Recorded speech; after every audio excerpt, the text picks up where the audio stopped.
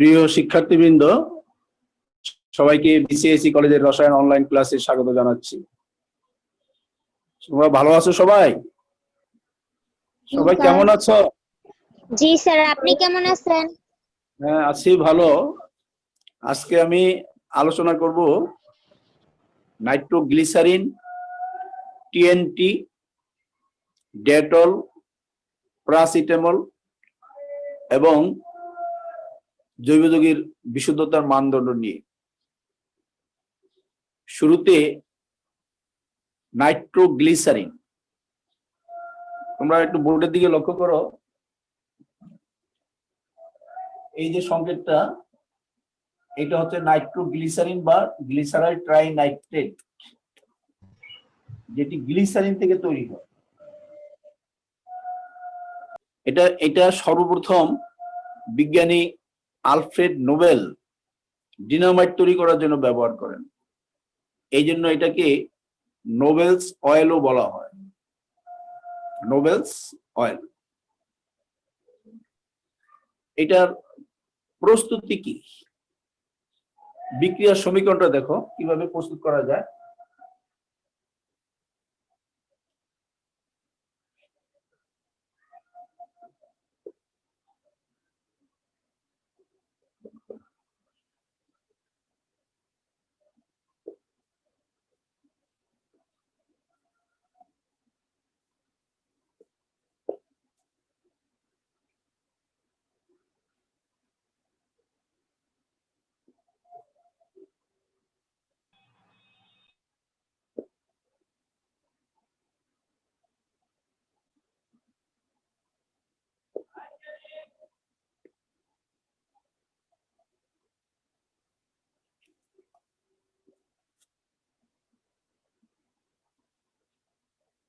দেখো, গ্লিসারিনকে যদি আমরা ধূমায়িত সালফ্রিক অ্যাসিড এবং গাঢ় নাইট্রিক অ্যাসিডের মিশ্রণ সহ বরফ শীতল অবস্থায় 20 ডিগ্রি সেলসিয়াস তাপমাত্রায় বিক্রিয়া করি, তখন এই যে গ্লিসারিনের অণুর ভিতরে আমরা দেখতে পাচ্ছি 3টা হাইড্রোজেন মূলক আছে।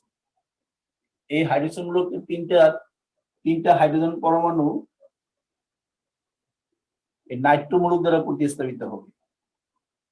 আর এই হাইড্রোজেন গুলোর সাথে যুক্ত হয়ে 3 অণু পানি তৈরি করবে।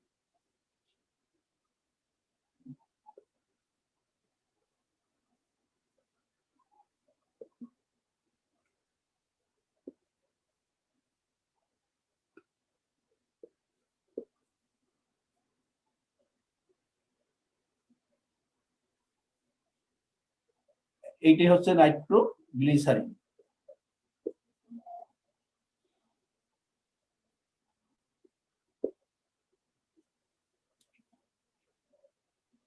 এই নাইট্রোগ্লিসারিন খুব শক্তিশালী বিস্ফোরক পদার্থ। এটা বিভিন্ন বিস্ফোরক পদার্থের কাঁচামাল হিসেবে ব্যবহার করা হয়, ডিনামাইট তৈরি করার জন্য ব্যবহার করা হয়। এটি চাপ এবং আঘাত পেলে এটি 50 থেকে 60 ডিগ্রি সেলসিয়াস তাপমাত্রায় বিদ্যুৎ হতে শুরু করে এবং 218 ডিগ্রি সেলসিয়াস তাপমাত্রায় এটি বিস্ফোরিত হয়। এটি বিস্ফোরিত হলে 20,000 অ্যাটমসফিয়ার পর্যন্ত চাপ সৃষ্টি হয় এবং 5,000 ডিগ্রি সেলসিয়াস তাপমাত্রা পর্যন্ত তাপ উৎপন্ন হয়।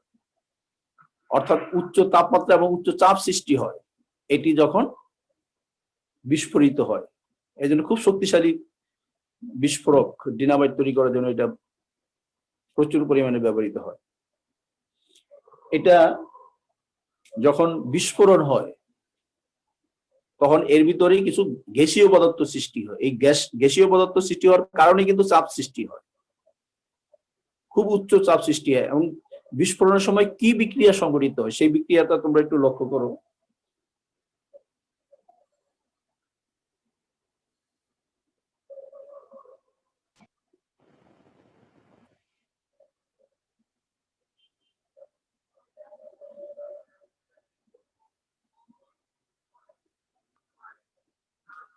দেখো, এই নাইট্রোগ্লিসারিন যখন আঘাত এবং কম্পন পায়, এই অণুগুলো ভাঙতে থাকবে, অর্থাৎ এদের ভিতরে নিজেদের মধ্যেই কিন্তু বিক্রিয়া হতে থাকবে। বিক্রিয়া মানে নিজেদের ভিতরে দহন বিক্রিয়া হবে, এবং এক্ষেত্রে তখন কি হবে, নাইট্রোজেন গ্যাস হবে, কার্বন ডাই অক্সাইড গ্যাস হবে, জলীয় বাষ্প হবে, অক্সিজেন গ্যাস হবে। এই গ্যাসীয় পদার্থগুলো সৃষ্টি হওয়ার কারণে প্রচন্ড চাপ সৃষ্টি হবে। প্রচন্ড চাপ যখন সৃষ্টি হয় তখন সাথে উচ্চ তাপমাত্রাও সৃষ্টি হয়। এবং এটা আগে আমি বলছি যে বিস্ফোরণের সময় উচ্চ চাপ বলতে 20,000 অ্যাটমসফিয়ার পর্যন্ত চাপ সৃষ্টি হবে এবং 5,000 ডিগ্রি সেলসিয়াস পর্যন্ত তাপমাত্রা সৃষ্টি হবে। এবং এই কারণেই কিন্তু শক্তিশালী বিস্ফোরক হিসেবে ডিনামাইট হিসেবে প্রধানত এটা ব্যবহার করা যায়। এছাড়া অন্যান্য কিছু বিস্ফোরক পদার্থের সাথেও এটা মিশিয়ে ব্যবহার করা হয়, অর্থাৎ এটাকে বলা হয় তখন বিস্ফোরকের কাঁচামাল হিসেবে ব্যবহার করা হয়। এই নাইট্রোগ্লিসারিনের প্রধান ব্যবহার হচ্ছে বিস্ফোরক হিসেবে, তবে চিকিৎসা বিজ্ঞানে কিন্তু এর ব্যবহার আছে। এটি রক্তনালীতে রক্ত সঞ্চালনে সহায়তা করে। এই জন্য বিশেষ করে যাদের হার্ট ব্লক হয়, অর্থাৎ হৃৎপিণ্ডের ভিতরে যদি ব্লক ধরা পড়ে, তখন ডাক্তাররা কি করেন, নাইট্রোগ্লিসারিন ট্যাবলেট দেন। তাইলে এটা হৃদরোগের চিকিৎসায় প্রধানত ব্যবহার হয়। এছাড়া প্রোস্টেট ক্যান্সার নিরাময় এটা ব্যবহার আছে।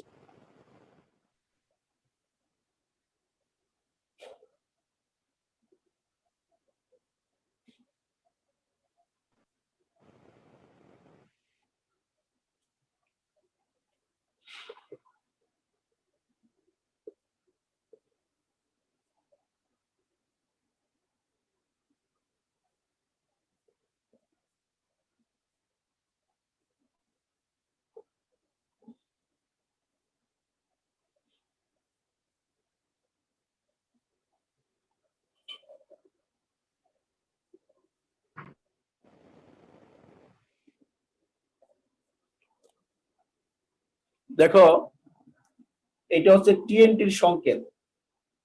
আমরা জানি বেঞ্জিন বলয়ের মধ্যে যদি একটা মিথেন ব্লক থাকে আমরা তখন এটাকে বলি টলুইন। এই টলুইনের সাপেক্ষে দেখো, এটা 1 পজিশন, 2, 3, 4, 5, 6। আমরা দেখতে পাচ্ছি 2, 4, 6 পজিশনে 3টা নাইট্রোমূলক আছে, এই জন্য 2, 4, 6 ট্রাইনাইট্রোটলিন। এই 2, 4, 6 ট্রাইনাইট্রোটলিন এটাকে সংক্ষেপে বলা হয় টিএনটি। এটাও কিন্তু একটা শক্তিশালী বিস্ফোরক পদার্থ। এটার প্রস্তুতি কি?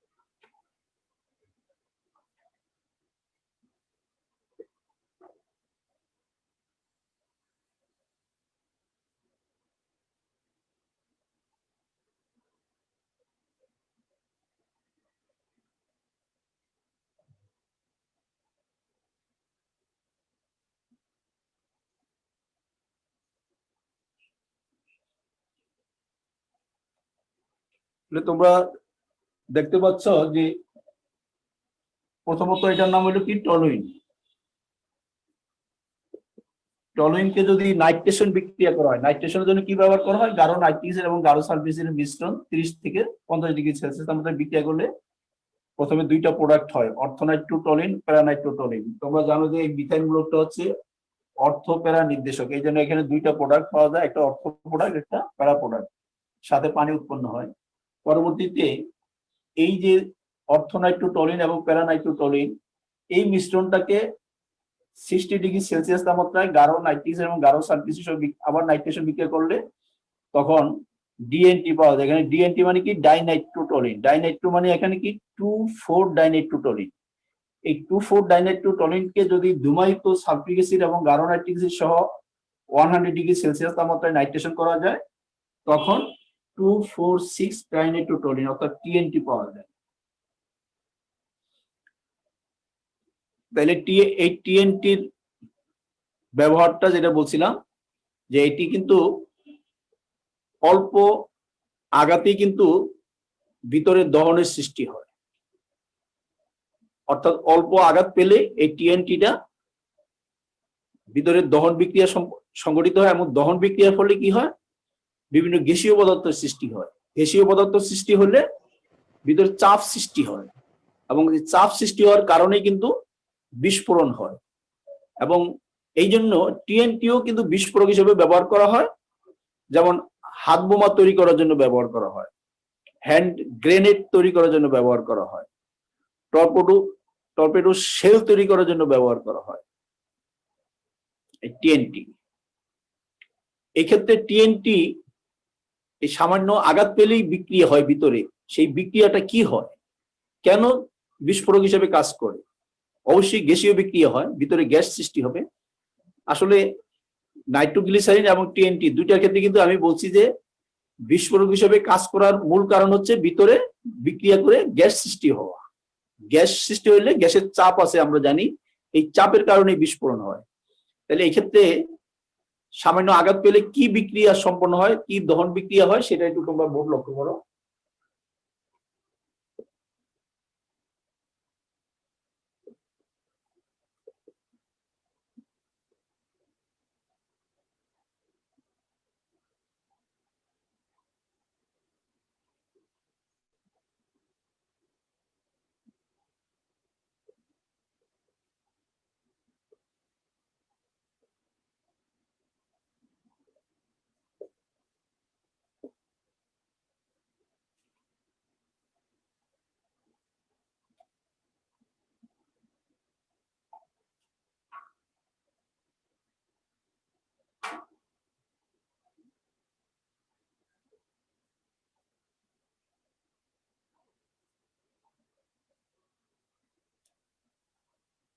তাহলে দেখো এই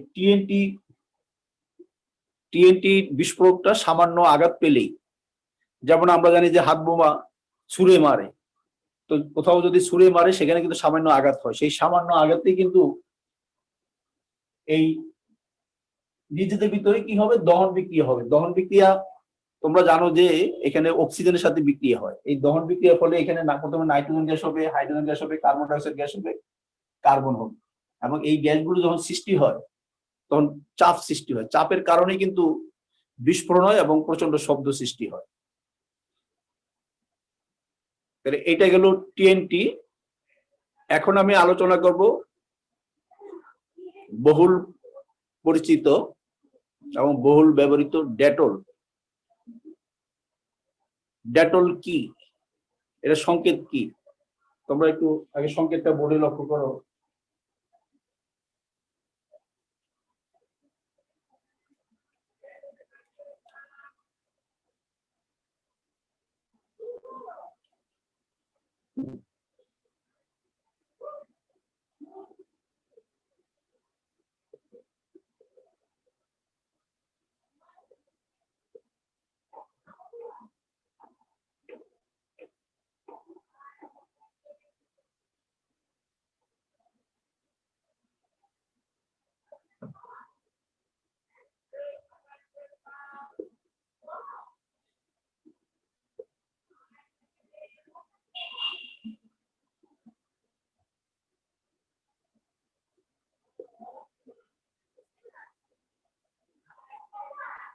দেখো, এটা হচ্ছে ডেটলের সংকেত।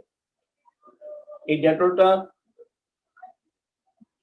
ডেটলের আমরা যদি এটা নামকরণ করি, দেখো এই থ্রি পজিশন মূল হাইড্রোক্সিন মূলক থাকলে আমরা বলি যৌগটা হলো ফেনল। এই ফেনলের অণুতে 3 এবং 5 পজিশনের দুইটা মিথাইল মূলক আছে, আর 4 পজিশনে একটা ক্লোরিন পরমাণু আছে। এই জন্য এটার নাম 3,5 ডাইমিথাইল 4 ক্লোরোফেনল। অর্থাৎ তাইলে আমরা বলতে পারি 3,5 ডাইমিথাইল 4 ক্লোরোফেনলকে বলা হয় ডেটল, যেটা বাণিজ্যিক নাম হচ্ছে ডেটল। তো ডেটলের এটাকে আবার অন্য নামও আছে, এটাকে ক্লোরোজাইলিনলও বলা হয়। ক্লোরোজাইলিনল, জাইলিন কথাটা আসে কখন? যদি বেঞ্জিন বলের মধ্যে দুইটা মিথাইল মূলক থাকে তাইলে জাইলিন বলা হয়, সেখান থেকে ক্লোরোজাইলিনল বলা হয়। আমরা বাজারে যে সমস্ত ডেটল দেখি সেখানে মূল উপাদান যেটাকে বলা হয় সক্রিয় উপাদান, সেই সক্রিয় উপাদানটাই হচ্ছে 3,5 ডাইমিথাইল 4 ক্লোরোফেনল। এর সাথে সামান্য পরিমাণে isopropyl alcohol, pine oil, custard oil, বিভিন্ন সুগন্ধি বস্তু, সোপ, পানি মিশিয়ে ডেটলটা বোতলজাত করা হয়। এটা প্রস্তুত করা হয় কিভাবে? তোমরা প্রস্তুতের সমীকরণটা দেখো।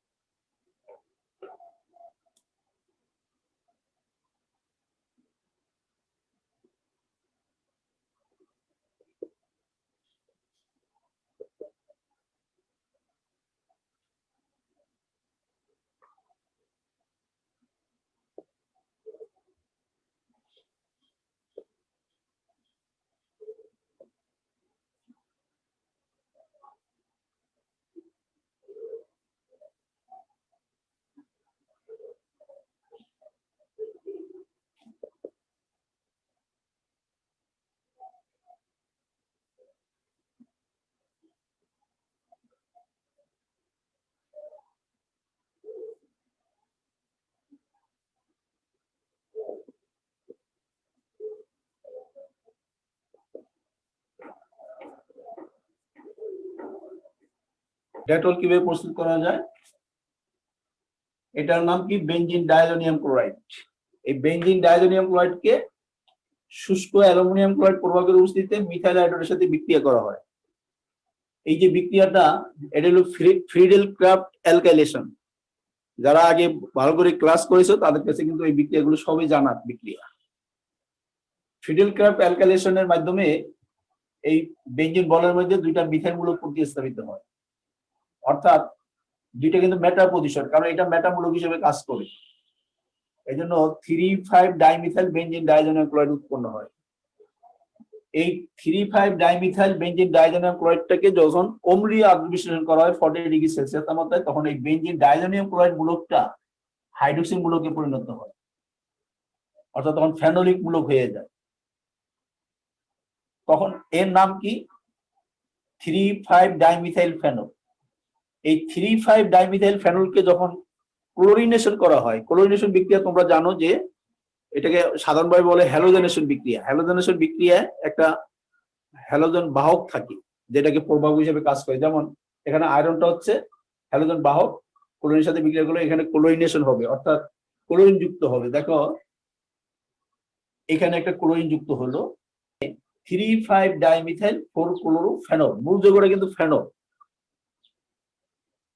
3,5 ডাইমিথাইল 4 ক্লোরোফেনলটাই আমরা বলবো ডেটল বা ক্লোরোজাইলিনল।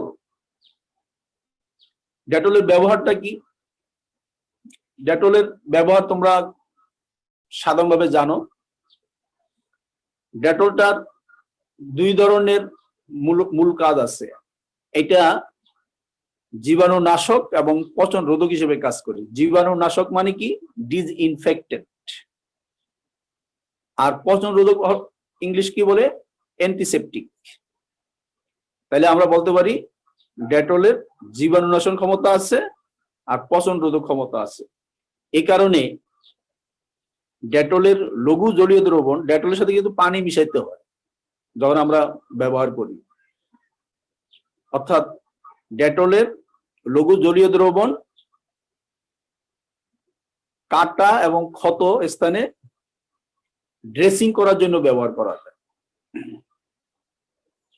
এছাড়া ডেটলের একটা বিশেষত্ব হলো এটা গ্রাম পজিটিভ এবং গ্রাম নেগেটিভ ব্যাকটেরিয়ার উপরে কাজ করতে পারে, এই জন্য একটা শক্তিশালী জীবাণুনাশক ও পচন রোধক হিসেবে এটা বহুল ব্যবহৃত আছে। এছাড়াও আমাদের দৈনন্দিন গৃহস্থল বা গৃহকার্যে বিভিন্নভাবে পরিষ্কার পরিচ্ছন্ন রাখার জন্য এটা ব্যবহার আছে। আমরা এখন আলোচনা করব প্যারাসিটামল নিয়ে। প্যারাসিটামল নাম শুনো না এরকম লোক মনে হয় খুব ছোট্ট শিশু ছাড়া মনে হয় বাদ নাই। প্যারাসিটামলের নাম তোমরা শুনছো? স্যার ছোটবেলা থেকেই শুনছি। ছোটবেলা থেকে শুনছো, ঠিক আছে। তাহলে প্যারাসিটামল খায় না এরকম মানুষ পাওয়া কঠিন, শিশুও পাওয়া কঠিন। আজকে সেই জানা পরিচিত সুপরিচিত প্যারাসিটামল নিয়ে আজকে আলোচনা করব। তাহলে তোমরা একটু প্রথমে প্যারাসিটামলের সংকেতটা লক্ষ্য করো। এটার নাম ইথানামাইড। এই যে CuNH2 এটা হলো অ্যামাইডো মূলক, 2 কার্বন আছে, এই জন্য ইথেন থেকে ইথানামাইড। দেখো এই ইথানামাইডের এই হাইড্রোজেনটা এই 4 হাইড্রোক্সি ফিনাইল গ্রুপ দ্বারা প্রতিস্থাপিত হলে এটা হয়ে যায়, এই জন্য এটার নাম 4 হাইড্রোক্সি। দেখো আবার এই 4 হাইড্রোক্সি ফিনাইল মূলকটা এই N এর সাথে নাইট্রোজেনের সাথে যুক্ত আছে, N4 হাইড্রোক্সি ফিনাইল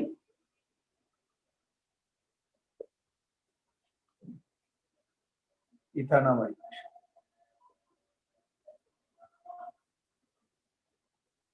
দেখো N কেন লেখা হইলো, এই N এর সাথে এই মূলকটা যুক্ত আছে, এটার নাম কি 4 হাইড্রোক্সি ফিনাইল মূলক। এই যে দেখো 4 হাইড্রোক্সি ফিনাইল মূলক N এর সাথে যুক্ত আছে, এই জন্য N4 হাইড্রোক্সি ফিনাইল, আর মূল যৌগটা কিন্তু ইথানামাইড।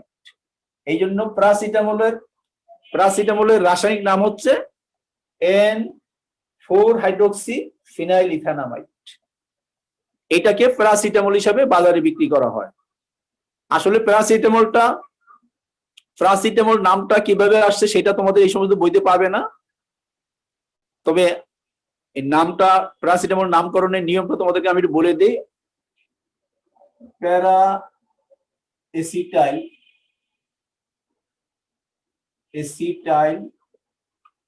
অ্যামিনো ফেনল, এইটা হইলো ফেনল, ঠিক আছে। এইটার নাম কি, এটা কিন্তু অ্যামিনো মূলক।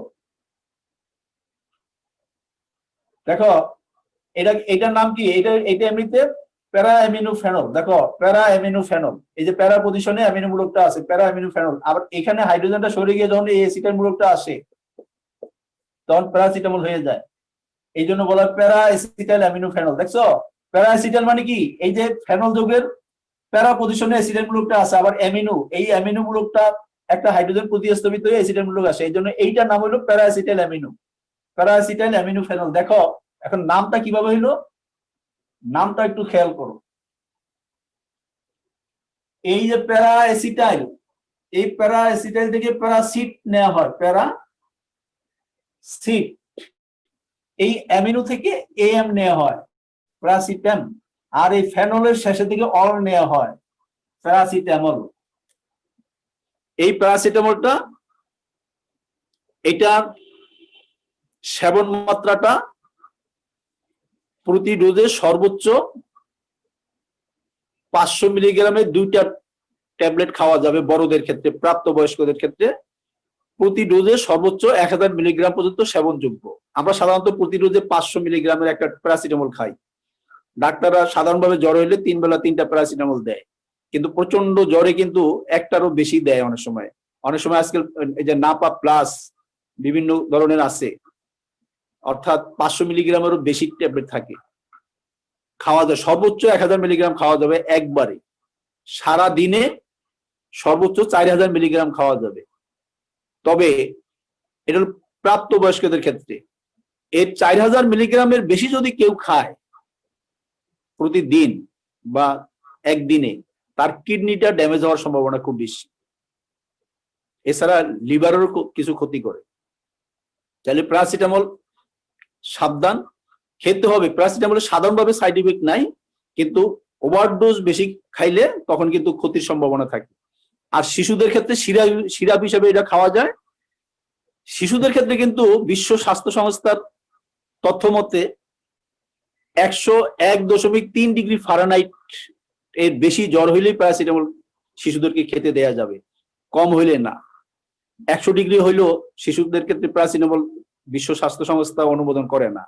আমি আবারও বলছি, 101.3 ডিগ্রি ফারেনহাইটের উপরে যদি জ্বর থাকে শিশুদের ক্ষেত্রে, তখন প্যারাসিটামল দেয়া যেতে পারে।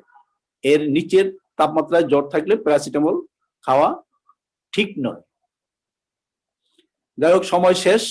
সবার সুস্থতা কামনা করে আজকে অনলাইন ক্লাস আমি এখানে শেষ করছি। ধন্যবাদ।